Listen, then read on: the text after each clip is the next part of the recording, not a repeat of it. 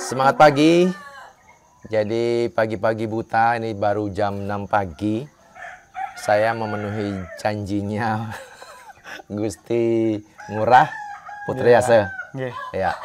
Jadi saya janjian hari ini, sebenarnya hari ini kita khusus podcast ngobrol-ngobrol santai yang kita beri tagline obsesi, obrolan santai dan serius. Ya. Tapi ternyata kemarin saya WA, saya tanya-tanya, hari ini katanya berangkat. Waduh, akhirnya saya buat janji, gimana kalau pagi-pagi besok jam 6 ya, akhirnya tepat waktu. Semeton sami, jadi di 27 tahun saya bekerja di swasta. 10 tahun kerja di pemerintah selaku bupati. Ternyata pekerjaan yang paling berat itu bukan membangun jalan, tetapi merubah mindset masyarakat kita, itu pekerjaan yang paling susah sekali. Buktinya sampai sekarang kita tidak bisa kunjung tuntas untuk menuntaskan kemiskinan. Padahal kalau mindsetnya mau kita rubah, maka kemiskinan itu pasti bisa turun. Nah, sampai kemarin pada saat saya menjabat jadi bupati, saya membuat acara yang paling ekstrim, namanya acara bedah desa. Nah, termasuk dulu pasti yang pernah simpang meriki. Waktu acara bedah desa, waktu itu kita menyerahkan sembako, menyerahkan bantuan. Sambil juga melihat, kalau nggak salah, di sebelahnya apa di mana ya, ada kakak yang kita latih dulu, namanya wira usaha baru. Ya, kita jalan-jalan pokoknya dari desa ke desa, dari ujung ke ujung desa, kita tembus untuk melihat potret-potret kemiskinan, kesehatan, pendidikan di semua desa. Nah, dan setelah itu muncullah, saya buat data waktu itu, inovasi berikutnya namanya kelungkung dalam genggaman. Untuk melihat secara langsung, secara mandiri data itu, seberapa banyak kita mempunyai kakak miskin, seberapa banyak warga kita yang pendidikan SD, SMP, dan seterusnya. Dan tentunya data itu sebagai pembanding data dari Disduk Capil, karena sewaktu-waktu data itu bisa saja bermasalah kan. Buktinya sekarang ada pusat data nasional yang lagi bermasalah, ya. Tapi datanya apa namanya, pasportnya udah beres ya? Udah. Nah, jadi intinya saya pagi hari ini, obrolan santai kita ini, saya ngobrol dengan salah satu ya anak kita yang beberapa tahun yang lalu pernah saya kumpulkan bersama ratusan anak-anak dari kakak miskin. Ya, karena pada saat itu saya membedakan kemiskinan jadi dua nih, kemiskinan permanen dan tidak permanen. Kalau permanen mereka itu sudah tidak bisa diapa-apakan, artinya mereka cuma sebatang kara dan sakit mungkin ya, sehingga tidak bisa di-up untuk keluar dari garis kemiskinan. Nah, dan yang kedua, kemiskinan yang tidak permanen itu, nah kalau ada anak-anaknya seperti ini. Nah, ini salah satu cara yang paling mudah bisa mengeluarkan keluarga itu dari garis kemiskinan. Nah, kemudian saya lupa tahunnya, tahun berapa kira-kira itu sih? Ya, yang jelas 2018-an ya. Di akhir masa jabatan saya nggak salah, saya pernah mengumpulkan sekitar 129 anak kakak miskin untuk kita didik, kita berangkatkan ke kapal pesiar. Kemudian Astongkara pada saat itu mereka datang dan semangat. Kemudian kita filter lagi untuk kita kumpulkan berikutnya, ke tahap berikutnya datang cuma 50.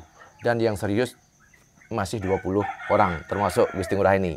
Nah, sebentar Sami, jadi langkah itu sebagai upaya bagaimana kita mempercepat ya, menekan kemiskinan. Karena saya tuh waktu jadi bupati bingung sekali ya.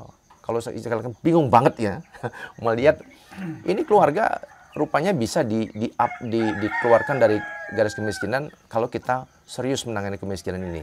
Nah, sekarang kita ngobrol lanjut dengan Gusti Ngurah ya. Gusti Ngurah. Iya, Pak. Dulu kan, waktu sering terima bantuan. Ini jangan dibicara sekarang ya, jangan bicara sekarang, tapi anggap mindsetnya dibalik dulu kepada masa lalu.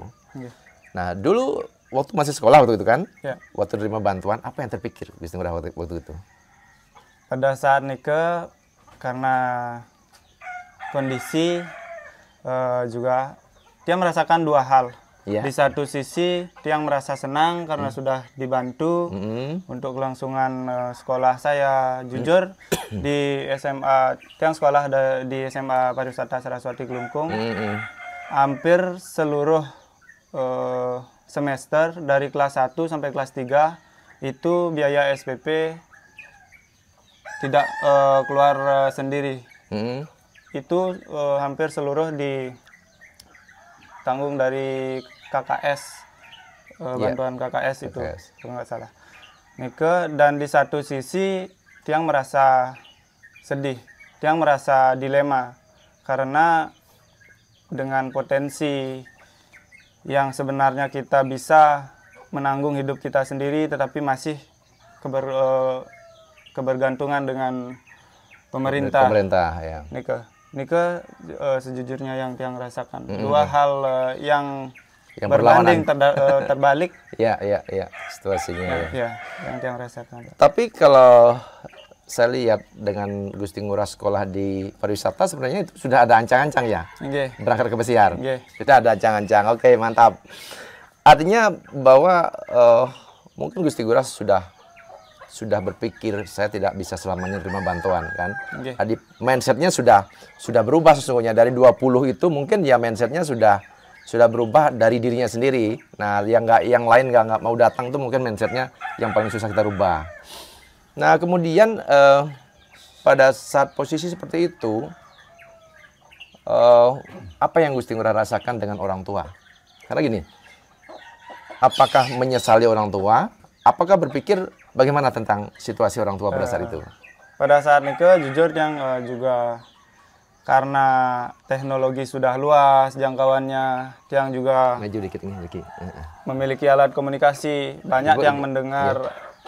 Artinya motivasi. Jujur saya senang mendengarkan orang berbicara, mendengarkan orang yang mau memberitahu saya, menasihati, meskipun itu orang yang lebih tua dan yang lebih muda.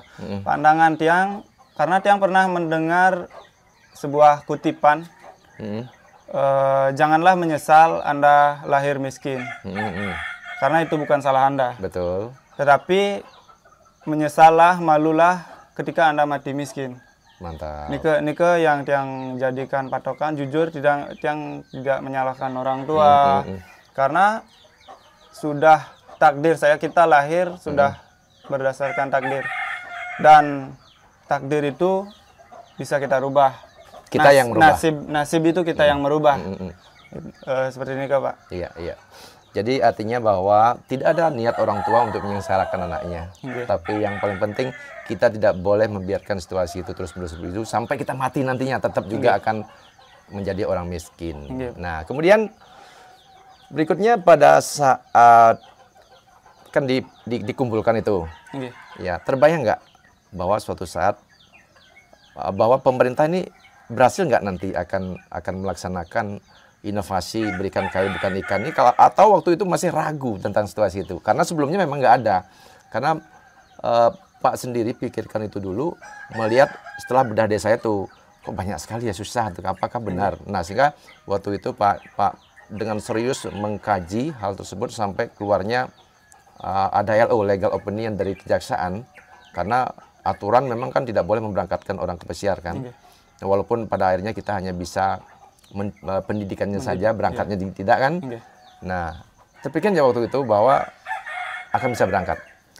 Pada saat nikah yang memikirkan dua hal juga, karena sifatnya Niki baru dan di Kelungkung mungkin pertama, jadi ada sedikit rasa ragu dan juga terpikir pasti akan ada perubahan jika program Niki akan berjalan dengan lancar, karena dari sebelum-sebelumnya orang yang dibantu Nike ya diberikan berupa sumbangan, berupa beras, berupa uang, dan itu akan membuat orang Nike berada dalam zona nyaman. Oh, udah ada pemerintah yang membiayai, ngapain saya harus repot-repot kerja? Dan dengan diberikan, artinya dengan program Niki berikan kami kail bukan ikan, diberikanlah peluang, tiang rasa itu akan menjadi ledakan akan menjadi sebuah peluang untuk mengurangi kemiskinan di Klungkung ini. Tiang yakin juga dan terus jalani apa saja yang diarahkan oleh pembimbing, oleh pihak pelatih. Ini ke Pak. Ya. Yang Waktu itu sudah optimis ya bahwa akan bisa berangkat ya. Artinya kalau pesimis biasanya nanggung ngikut program itu mungkin juga kabur bisa kan gitu kan. Nah, sebelum lanjut pada saat pendidikan, tiang ke Pak Gusti Demun ajinya. Ya, Gusti Haji Sira. Gusti Ngurah Wijaya. Pak Gusti, sekarang kuda bener bewok ke berapa anaknya? Dua ya cowok-cowok. Ini dari mana sekolah? SMP. Sekarang? Mau SMK SMK di mana? di Siku. Oh di Siku. Oke. Oke. Pak Gusti menerbit 2 anak oke. Kan itu kan. Pada saat situasi Pak Gusti miskin ini termasuk rumah ini kan rumah beda rumah ya. Ya memang cerita-cerita apa yang Pak Gusti berikan kepada anak-anak kita? Karena pada saat itu apa yang disampaikan tadi bahwa kita tidak boleh menyesal dalam situasi miskin, tapi menyesallah kita kalau sampai mati kita miskin. Kan artinya kemiskinan itu tidak boleh diwariskan kepada anak-anak kita. Nah, napi nasihat Pak Gusti sehingga niki ragane yang lihat Gusti Ngurah niki sekolahnya di Saraswati itu sudah mempunyai pikiran untuk merubah masa depan keluarga. Napi yang sering dinasehati. Tapi tiang tetap dan ya menjadi yang baik dan belajar dengan rajin dan nih masalah kendan biaya di samping bantuan kendan dari pemerintah tetap berusaha nih Kak. Berusaha. Mencarikan dia untuk bekal sehari-hari. Tapi nanen dinasehati Gusti apa ngurara nanti kamulah yang mengeluarkan keluarga dari kemiskinan. Apa tidak terpikir sejauh ini karena kan pikiran sudah lingsir kan itu kan?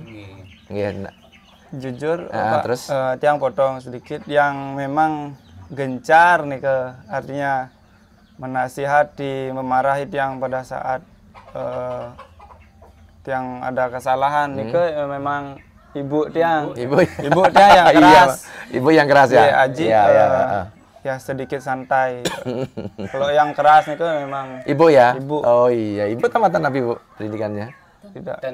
Tapi sudah ibu mungkin melihat potret orang-orang di luar ini sukses begitu ya. Ya terus nasihatnya gimana?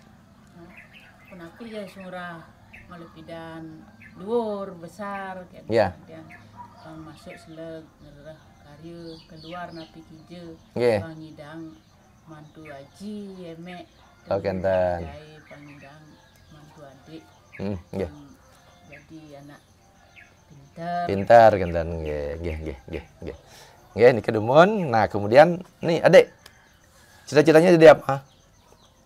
Masih bimbang Pak. Bimbang Ya. kayak timbangan gitu ya.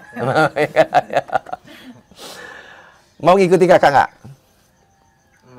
Masih ragu nih Pak. Kalau keduanya berangkat kan di rumah ada. Ya bisa nanti diatur. Ya mungkin nanti kita cerita soal itu. Ya. Segera kembali. Nah setelah ini singkat cerita ya kita ambil ya. Selesai pendidikan dan segala macam. Nah ini kan Gusti Ngurah berangkat, kan? Apa yang terpikir pada saat akan berangkat di sana kira-kira ngapain tuh kan? Ada perasaan bahagia, haru, sedih atau gimana? Jujur dari selesai pelatihan nih tiang katakan nasib tiang niki terbilang hoki Pak. Karena dari sekian orang yang lulus seleksi, tiang orang yang pertama yang mendapatkan jadwal untuk berangkat nih Di satu sisi tiang bukan orang terpintar, tiang bukan orang yang mempunyai banyak pengalaman dari mereka, tetapi tiang dapat jadwal pertama dan tiang berpikir di satu sisi bisa nggak kita akan melakoni pekerjaan di sana, apa yang akan dikerjakan nih masih bimbang nih Pak. Syukurnya tiang berangkat nih 4 orang dari Bali, jadi tiang tidak seperti anak ayam yang kehilangan induknya. Oh, ada teman-teman ya. Ada yang tiang aja, ada yang tiang lihat sampai di sana. Dan memang dari keterampilan tiang, lanjut cerita sesudahnya tiang sampai di sana ya Pak. Dari pesan tiang untuk teman-teman yang mungkin akan bekerja ke luar negeri, mungkin adik-adik yang sedang mengikuti pelatihan dari tahap ke-3, ke-4 dan ke-5 niki, semangat untuk belajar bahasa Inggrisnya terutama. Karena itu sangat itu kunci penting. Ya? Sangat penting. Kunci ya. Karena komunikasi kita bekerja dengan bahasa orang Inggris. Luar, bahasa orang Inggris. Asing. Oke, ya. oke. Ketika kita tidak mengetahui apa yang harus dikerjakan, minimal kita bisa bertanya, kita bisa bicara. Jadi jangan katakan bahasa Inggris itu tidak penting. Itu sangat penting. Itu dasarnya. Itu modal. Jadi waktu ke sana tuh mengalami nggak situasi shock seperti itu, kemudian kaget ketika berhadapan dengan tamu bahasa Inggrisnya kurang lancar? Sangat ya? mengalami. Karena pada saat sampai kamar di sana istirahat, pengumuman pertama public announcement itu menggunakan bahasa Inggris. Jadi saya di sana apa yang dibilang nih. Terus berapa lama untuk beradaptasi bisa berbahasa Inggris? Kurang lebih sekitar 2 mingguan. 2 minggu bisa ya? 2 minggu kalau tiang sendiri. Karena di samping juga bekerja dengan orang luar, ada juga orang Indonesia yang bekerja di sana. Bolehlah bertanya-tanya dengan mereka, jangan malu bertanya. Motivasi itu harus tetap kuat. Sempat yang berpikir bisa nggak melewati ini, sempat nangis, jujur. Nangis ya? Nangis tapi enggak tiang telepon orang tua karena nggak mau. Iya, bikin terlihat beliau cengeng. sedih ya, dan hanya memikirkan kalau saya pulang, kalau saya enggak belajar di sini, modal lumayan untuk ngurus surat-surat, nanti nyari di mana lagi. Ya, pokoknya gitu. Tetap optimis yang belajar kesehariannya dan bisa setengkara melewati ini. Bisa lewat ya kan? Okay. Setelah lewat tuh happy. Long rasanya. Terus apa yang berubah dari kebiasaan dulu kan? Waktu di rumah kan, waktu masih sekolah, kemudian belum berangkat, kan ada kebiasaan-kebiasaan itu. Apa yang berubah setelah di sana itu kan? Kan ini kan biasanya, ini mohon maaf ya, tanda kutip ya, dari keluarga yang kurang beruntung, kadang-kadang seperti tadi kan, ada posisi nyaman dalam situasi kemiskinan karena makan udah ada yang nanggung kan, pengobatan apalagi udah ada yang nanggung kan. Nah, apa yang berubah di sana tuh? Yang pertama, motivasinya yang kuat apa yang muncul di sana? Dari pola pikir. Pola pikir Nika berubah, mendengarkan pengalaman orang-orang yang hampir sebagian besar memiliki latar belakang yang sama dengan yang sendiri. Banyak ya? Banyak Pak. Sampai ngutang puluhan juta, bahkan sampai ratusan juta karena calon banyak. Dan motivasi mereka cuma satu, ingin merubah nasib mereka. Dan tiang pun sama, terpikirkan hal yang sama, Pak. Termotivasi dari mereka. Mereka yang sampai ratusan juta, artinya mengeluarkan modal, dan tiang enggak sampai segitu, tiang harus lebih semangat dari mereka. Dengan minjem ya? Iya. Enggak, Pak. Dengan minjem ya. Ya, jadi terus kan setelah melewati masa-masa kritis, kemudian sudah nyaman kan gitu kan. Nah, mulai teleponan pertama dengan orang tua, dengan Aji kapan? Berapa hari di sana? Nika pada saat yang merasa di bawah Nika, pada saat masa kritis Nika, tiang nelpon tapi enggak menceritakan yang jelek-jeleknya.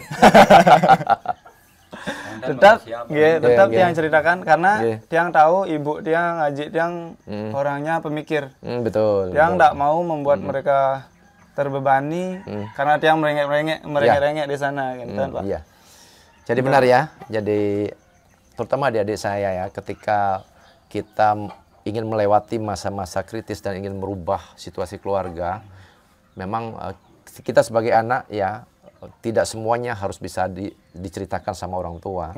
Kalau itu akan membuat mereka lebih sedih, kan? Gitu. Tapi kalau kita bisa lewati untuk membuat semuanya akan lebih baik, kita lewati, kan gitu. Ini luar biasa. Nah, gajian pertama gimana ceritanya? Gajian pertama, nggak usah nggak usah disebutkan banyaknya. Gajian pertama apa yang terpikir? Gaji pertama nih ke jujur bayar utang pastinya kan. Mereka dumun. Fokus mereka dumun karena biar bunganya nggak numpuk. Marketing strategi bisnis strategi ya nikah. Artinya sangat senang Pak karena di awal dengan nominal yang cukup besar, yang katakan cukup besar, sehingga bisa menutupi hutang yang tiang miliki sebelumnya. Itu sudah kebanggaan tersendiri. Berapa bulan utang itu lunas? Jujur tiang ndak banyak meminjam Pak, karena tiang sebelum tiang mengikuti program ini semenjak tiang SMP, SD itu kalau nggak salah tiang melihara sapi Pak. Tiang minta sapi satu sama Haji. Langsung ikut ya, ikut. Tiang kembang biakan beranak.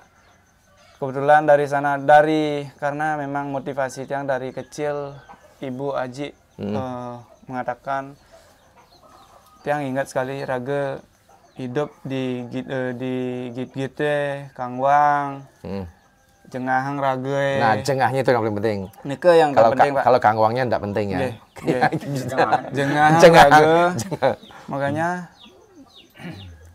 dari sana juga tiang kebetulan untuk melunasi hutang tiang nike dengan gaji pertama saja memang. Udah selesai kan. Estongkare.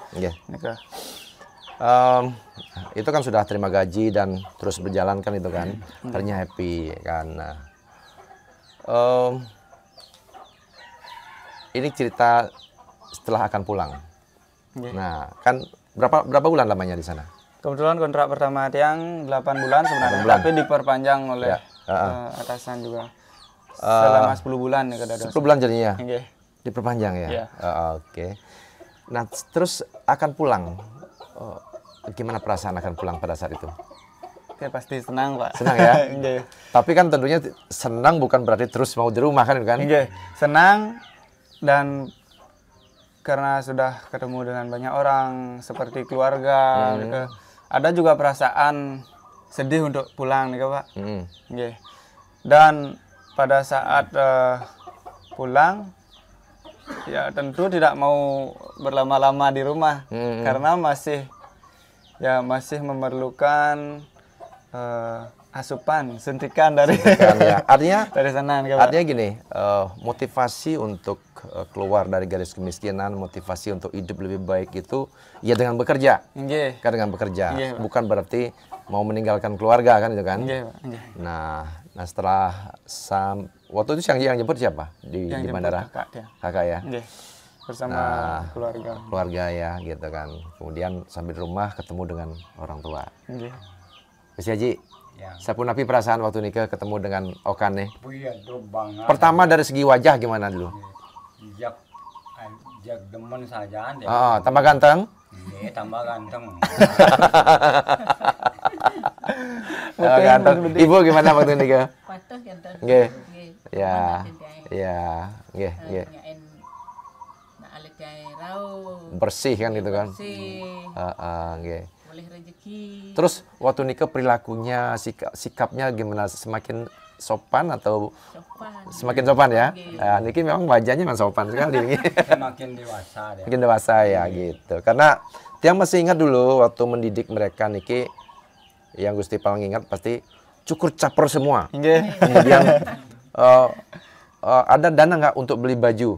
Tentu Bu, Bapak kan. Akhirnya tiang pakai uang tiang sendiri untuk belikan mereka baju semua. Pakailah training putih sama hijau, Hijau. dengan tulisan berikan Berikan kail, kami kail, bukan ikan. Wah, sampai segitunya loh kita ngurus apa namanya anak-anak kita biar mereka itu tidak nyaman ada di apa namanya sisi miskin, hanya nyaman untuk mendapatkan bantuan. Nah, setelah sampai di rumah, bagaimana respon teman-teman? Karena selama ini kan Gusti dengan orang tua sering terima bantuan kan. Kalau bantuan sampai sekarang katanya kan masih dan mau dikembalikan. Nggih. Tapi sebenarnya ini catatannya untuk para kepala desa mungkin kalau mereka sudah berniat untuk keluar dari miskin. Jadi kartu-kartu itu kalau dikembalikan saya kira bisa dikembalikan. Ya, jadi kita harus ada alasan ya. Kadang-kadang ini istilahnya kan di kuota segala macam itu pola pikir itu harus dihilangkan.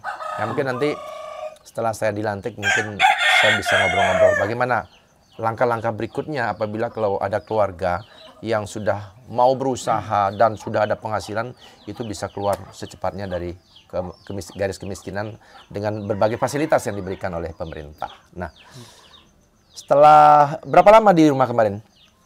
2 bulan 10 hari. 2 bulan 10 hari. Perasaan 2 bulan tuh gimana? Perasaan 2 bulan Nike yang pertama senang karena bisa beraktivitas dengan keluarga. Tetap yang dari sampai rumah Nike tetap yang melakoni aktivitas seperti sebelum tiang berangkat. Sama ya, cari ngubah sampi. Jam 5 pagi Ya. tiang datang tanggal 19 Mei malam Nike jam 2 dini hari. Besok paginya jam 5:30 nih kan tiang ampun dicari. Dicari ya. Adi tidak melupakan Tidak pekerjaan melupakan awalnya, dari ya. mana tiang berasal nih kan. Sampai Yang orang siap masih hijau. Jadi kecari ya. Kan nih kan, Itu yang paling penting. Nggih. Karena itu pekerjaan utama dan tidak karena kerja dicari disebut miskin, malah banyak orang-orang kerja dicari ngubah sampi itu sukses kan. Nah, berikutnya gini.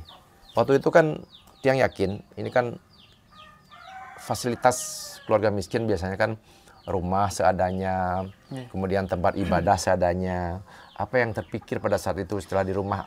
Planning apa? Rencana-rencana apa yang dibuat pada saat itu setelah ke rumah?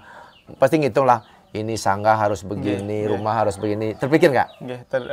Kebetulan dari sebelum tiang berangkat, motivasi tiang untuk mendapatkan uang nih ke ya memang untuk berbenah di luar demun sekali. Di luar. Nak balik Kedulu nikah, ya, nggih, kedulu. kedulu. Karena emek tiang terus mengatakan semenjak tiang bisa memikirkan artinya diri sendiri, memikirkan keluarga, memikirkan impian, tiang katakan yang dari awal memang motivasi dari ibu tiang nike memang ian ngidang kayang nih benin di luar malu karena ian sing di luar hidup nih seperti diri kita kalau tidak kepala yang dibenahi terlebih dahulu akan sulit untuk membenahi yang selebihnya nike dan tiang pikir itu memang tepat ya. Dan belum pulang nih Pak. Sudah terpikir di sana? Sudah dari ke bulan keempat kalau nggak salah. Tiang bulan keempat saat berangkat pertama. Nggih, saat berangkat pertama tiang ampun nelpon aji-ajin tiangnya Riki kakak-kakak tiang Riki untuk rapat keluarga secara online nih ke. Oh iya. Merencanakan untuk pembenahan di Merajaan. Merajaan. Astongkare mungkin sampun puput mungkin 40%. 40% ya. Karena lanjut terus ini. Inggih, lanjut terus kebetulan ya? Tukangnya yang prosesnya agak lambat. lama. Iya. Sebenarnya anggaran dana ada. Aman. Jadi benar ya kalau saya masuk tadi ini kok ada dua Merajaan ya.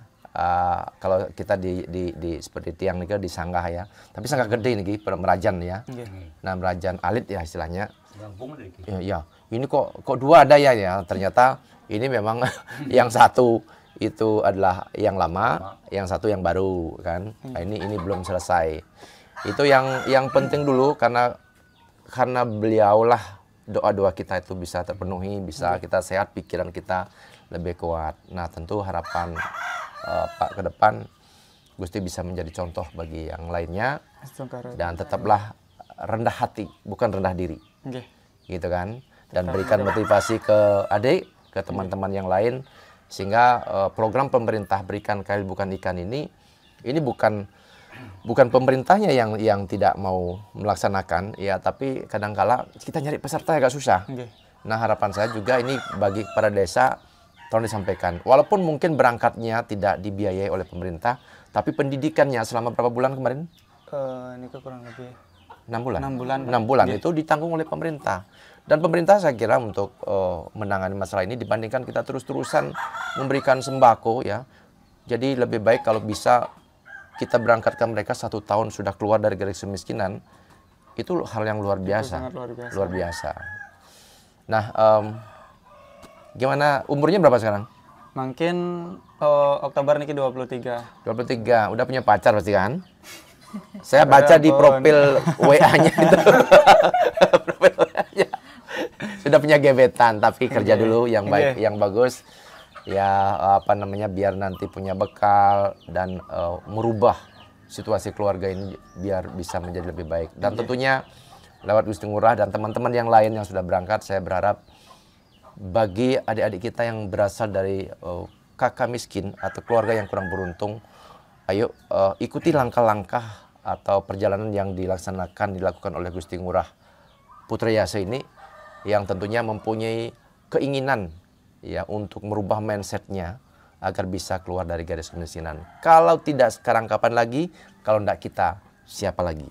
Ya, jadi obsesi ini, obrolan serius santai ini tentunya tidak bisa menyelesaikan semuanya, tapi semuanya tergantung pada Anda yang berada dalam posisi awal Gusti Ngurah dan ada seperti sekarang ini. Nah, yang terakhir Gusti Ngurah, mungkin ada pesan kepada saudara-saudara kita yang kurang beruntung, yang selama ini, yang dulu pernah saya kumpulkan sebanyak 129 orang dan 100 lebih kabur. Itu apa sarannya biar mereka mau berangkat ke mau bekerja, mau dididik, ya, karena pendidikan atau pelatihan wirausaha baru yang dilaksanakan oleh pemerintah seperti bikin jajan, bikin lanyaman segala macam, itu kalau hitung-hitung berhasilnya kecil sekali. Ya, tapi kalau sudah langsung diberikan pekerjaan itu biasanya jauh lebih berhasil. Silakan. Untuk teman-teman yang mungkin quit pada saat nikah, pada saat seperjuangan dengan tiang harap teman-teman bisa segera mohon maaf sadar bahwa banyak peluang di dunia ini yang bisa kita peroleh, dan salah satunya untuk program Bapak Nyoman Suwirto Puniki itu sangat luar biasa. Akan berlanjut niki, Pak? Sudah dilegasikan, artinya sudah berlanjut terus. Ya, program niki sudah berlanjut, artinya mari bersama-sama. Tiang bukan berbangga, tetapi Tiang sudah merasakan Tiang contoh